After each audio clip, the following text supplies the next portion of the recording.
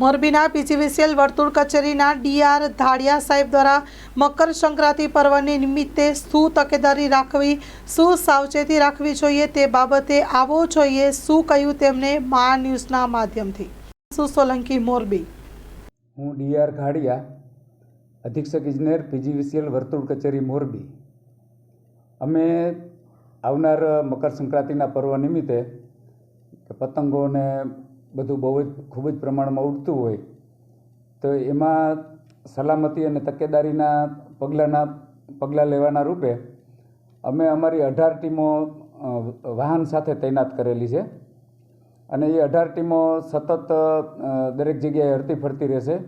ક્યાંય કોઈ અણબનાવ બને, ક્યાંય કોઈ પક્ષીને કે પ્રાણીને કે કોઈ માનવને કોઈ ઈજા થાય તો એમાંય મદદરૂપ થઈ શકે એ હેતુથી, તથા અમારો કોઈ વાયર તૂટે કે કોઈ બીજી કોઈ અમારો કોઈ ફોલ્ટ નીકળે તો તાત્કાલિક એ રિપેર થઈ જાય અને તાત્કાલિક એના ઉપર એક્શન લેવાય એના માટે આ 18 ટીમો, આ ઉપરાંત અમે 200 અન્ય માણસો, અમારો સ્ટાફ અને કોન્ટ્રાક્ટરની ગેંગો ને એવું બધું તૈયાર રાખેલું છે અને ફૂલપ્રૂફ આખું આયોજન કરેલું છે અને એવી ઈચ્છા વ્યક્ત કરીએ છીએ કે કોઈપણ જાતનો અણબનાવ બને જ નહીં. અને તકેદારીના ભાગરૂપે અમે જાહેર એક સંદેશો દેવા માગીએ છીએ કે લાઇનની નજીક કે ટ્રાન્સફોર્મર સેન્ટરની નજીક તમે પતંગ ન ઉડાડો, કારણ કે એની અંદર નજીકથી પતંગ ઉડાડવા જતાં ક્યાંક શોર્ટ સર્કિટનો ભોગ બની જાય ને કોઈ અણબનાવ બને. આ ઉપરાંત કોઈ પતંગ જ્યારે કપાઈને આવતી હોય અને ફસાણી છે લાઇનમાં કે ટ્રાન્સફોર્મર સેન્ટરમાં તો એને લેવાનો આગ્રહ ન રાખો, કારણ કે મામૂલી કિંમતની પતંગ છે ને એ લેવા જતાં આપણે ચાલુ વીજ વાયરને કે ચાલુ એનો જીવંત કોઈ પણ સ્પેર પાર્ટ હોય એને આપણે અડી જઈએ અને આપણો જીવ ખોઈ બેસીએ શોર્ટ સર્કિટને કારણે. તો આવો અણબનાવ ન બને એ માટે એ તકેદારી રાખવાની છે. પછી કોઈ ફસાયેલી પતંગ ને કોઈ ધાતુના સળિયા વડે કે એના વડે કોઈ તેની અંદરથી કાઢી અને લેવાની કોશિશ ન કરે, કારણ કે એવું કરવા જતાં પણ વીજ આંચકો આવે અને આપણે જિંદગી ખોઈ બેસીએ. એટલે આવી બધી સલામતીની તકેદારીઓ રાખવી ખૂબ જ જરૂરી છે. આ ઉપરાંત ચાઇનીઝ દોરી ન વાપરવી જોઈએ અને મેગ્નેટિક ટેપ, પતંગ ઉડાડવામાં મેગ્નેટિક ટેપનો ઉપયોગ ન કરવો જોઈએ, કારણ કે એનાથી પણ એની અંદર એ કન્ડક્ટિવ મટીરિયલ છે એટલે એની અંદર વીજ આંચકો આવવાની પૂરેપૂરી શક્યતા રહે છે.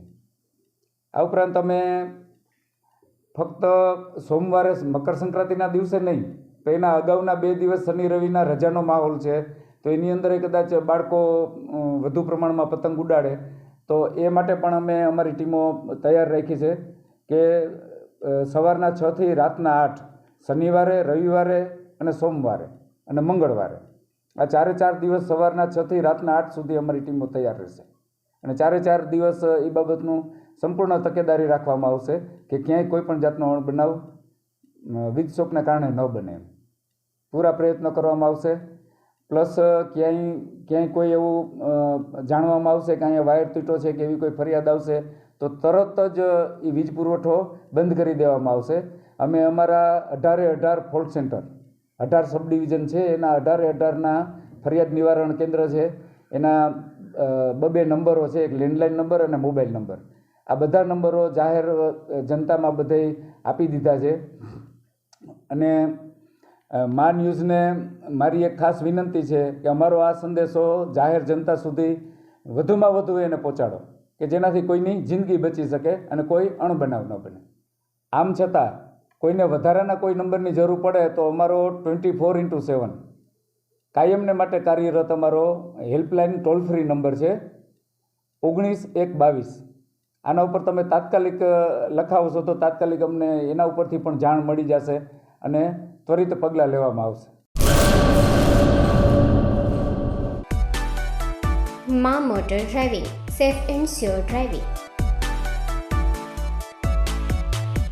ડ્રાઇવિંગ એ શોખ સાથે આપની મોટી જવાબદારી પણ છે. અમારા ઇન્સ્ટ્રક્ટર દ્વારા સચોટ અને સરળ માર્ગદર્શન.